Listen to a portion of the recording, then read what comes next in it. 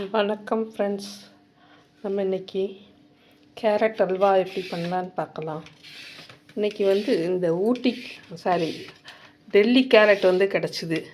அதனால் டெல்லி கேரட்டில் பண்ணுறோம். அப்படி இல்லை அப்படின்னா நார்மலாக நம்ம வீட்டில் வாங்குவோம்ல அந்த கேரட்டை யூஸ் பண்ணிக்கலாம்.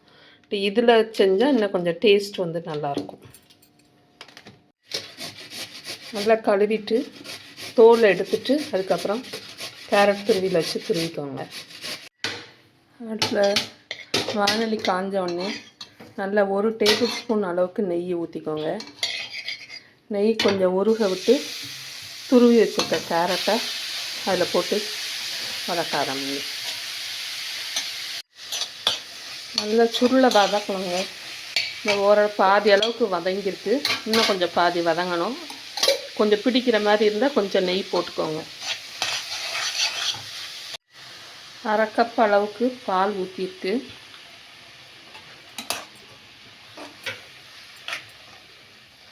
கேரட் நல்லா வெந்துடணும். நீங்கள் கொஞ்சம் எடுத்து அதை வச்சு பாருங்கள். வெந்ததுக்கப்புறம் பால் ஒரு 1/2 கப் அளவுக்கு, அதாவது இது உங்களுக்கு பார்த்தா தெரியும்ல, ஓரளவுக்கு அது மேலே முங்குற அளவுக்கு பால் ஊற்றிக்கோங்க.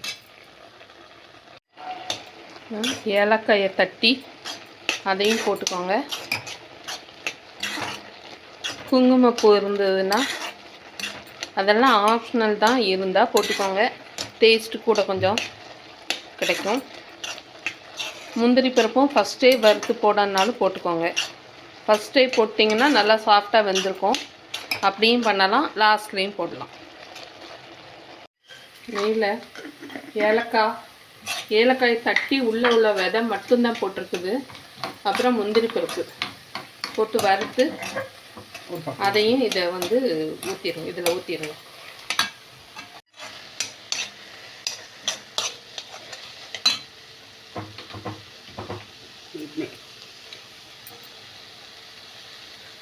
இப்போ மில்க் மேட் ஊற்றுறோம். 200 தான் இருக்கும்.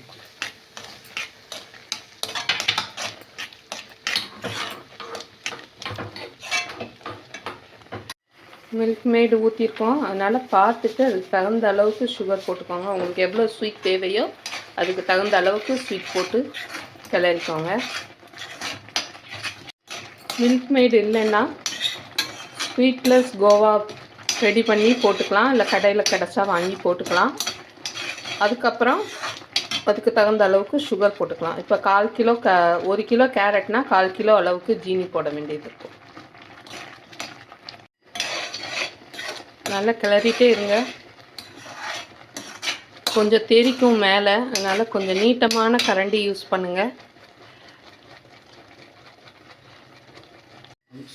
பாருங்கள், நல்லா கட்டி ஆயிடுச்சு. நல்லா ஒட்டாமல் அந்த சட்டியில் ஒட்டலை பாருங்கள். ஒட்டாத அந்த பதம் வந்ததுக்கப்புறம் வறுத்து வச்சுருக்க முந்திரி பருப்பு, ஏலக்காய் போட்டு கிளறிட்டு இறக்கிற வேண்டியது தான். அவ்வளோதாங்க, கேரட் அல்வா ரெடி.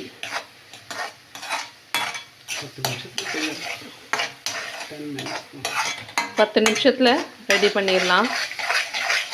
இதே மாதிரி நீங்களும் உங்கள் வீட்டில் செஞ்சு பார்த்துட்டு எப்படி இருக்குன்னு சொல்லுங்கள். Thank you friends.